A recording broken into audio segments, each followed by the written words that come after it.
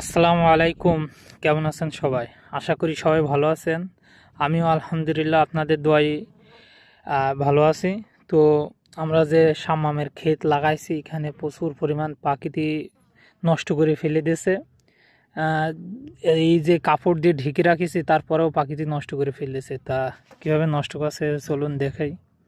এই যে আমাদের পুরোটা শাম্মাম ক্ষেত, এখানে শাম্মাম ক্ষেত লাগাইছে।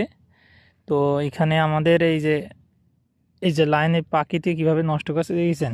এই যে পাখি ঠোঁট দিয়ে এখানে এখানে একটা গাছ ছিল, চারা ছিল এখানে, কিন্তু পাখিটি এমনভাবে টুকরো হয়েছে, টুকরে টুকরে ফুটো করে দেখেন ভিতরে কিভাবে নষ্ট করে দিয়েছে।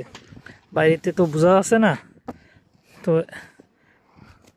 এই যে চারাটা নষ্ট করে ফেলে দিয়েছে, একেবারে মাথার থেকে চারাটা এই পাতা কেটে ফেলে দিয়েছে।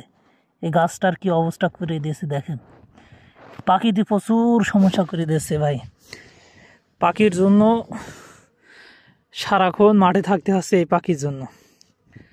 তো সবাই দোয়া করবেন আমাদের জন্য, যাতে পাখি নিয়ন্ত্রণ করতে পারি। তো সকলে আমাদের জন্য দোয়া করবেন। ওকে, আসসালামু আলাইকুম।